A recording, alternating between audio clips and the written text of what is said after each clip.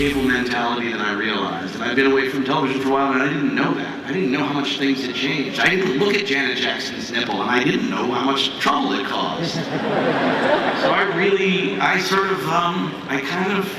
what I learned was know your audience, and your first audience are the people who are paying you to make the thing. Which is why right now, I'm at Marvel. I'm extremely happy. I'm working with Kevin Feige, and it's a very different experience. This is, Kevin and Jeremy, the two people I work with, the executives, that they're the studio, they're the producers. It's the same entity, and they know what they want. And up front, they're very clear when they don't get it. They know what they want, and that's a great experience. The other one is doing stuff, on the internet, the smaller stuff where I'm the boss, but I have to call my friend to see if he has any outfits. And both of those are great for different reasons. Television, I love serialized storytelling, but I didn't quite think that one through. You love serialized storytelling. Is there still a market right now for intensely serialized stories? I mean, Lost is over now, unfortunately. And it seems that as it kind of went out, there seems to be that the TV landscape kind of turned against intensely serialized stories. And do you sense that TV networks are not interested in that kind of format right now? I think typically they're not. They want shows that can repeat. They want shows, the studios want shows that will syndicate and serialized shows. I'm just personally less naturally interested in non-serialized shows. I enjoy the investment in and the anticipation in the characters and what's going to happen, what conditions are really going on, and to me that's the thing that always grabs you. And I think they want it too. They just don't know it. When they talk about stories imply time. Stories imply inevitability and some kind of progress. And so I think that the trick is, and I know that the showrunners on Fringe have been working really hard to kind of maintain an ongoing story as well as keeping every episode feeling as much as a self-contained thing as possible. But I'm personally drawn to that this new show that we're doing on NBC, Undercover, is a show that is much more self-contained, but it naturally will have and has just, as we've been working on the episodes, developed a story that is being told over time. You don't need to watch 1 through 5 to get what's happening in 6. But to me, that's the story, whatever it is, I'm naturally drawn to that kind of story. Joss, did you want to take that question at all? Just, I think the networks will never, ever ask for that. They'll never admit that people want that, because they do see the easy cash cow of the Mentalist. I'll make the Mentalist. And when Lost first hit and was just blowing up huge and everybody was loving it, we were all so into it, they were still like, we don't want that.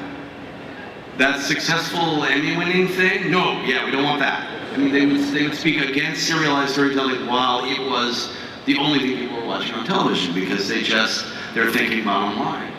It's very weird, because ultimately the serial is always going to be the thing people remember. What do they remember about Cheers? Sam and Diane, not a great joke from Cheers. They remember that. And so it's I like both. I like to have some sort of resolve, so I don't feel like I just I'm still angry about The Empire Strikes Back, okay? That movie doesn't have an ending. It's not okay with me. So, I like to split the diff, but the progression is what it's all about. Well, it doesn't. He's frozen in carbonite. Before we open it up to questions, I'd love to know what's inspiring you guys right now. We talk a lot about your influences, we talk a lot about your sort of relationship to your past, but right now, who's doing things that are inspiring you visually? Who's doing things that's inspiring you in storytelling?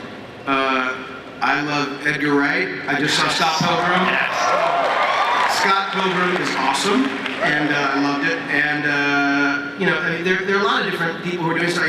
Chris Ware, who's an amazing comic artist. So I cannot, the stuff he does with time and kind of stopping time and taking you on these tangents. I mean, there's certain people who just blow my mind, but usually I just feel like there are a lot of people. I mean, I could go on with a huge list, but I'd be even more boring, sir. I'm just going to say, Making the Avengers. That's cool. So I must be awesome. But I'm also watching a lot of stuff, just sort of looking for moods and things. You end up watching a lot of films. And I will say, not inspiring, but I have had actual moments of sheer fucking panic because I love Star Trek so much. I just keep watching it and going, no, I'm sorry, you have to hear this. It's time the children knew. I honestly watch it and I go, this is the gold standard for a teen movie, for a summer movie, for any movie that has come out in the last couple of years. Gold standard. And it makes me throw up with fear. So I have to stop watching it. Okay, we have some questions.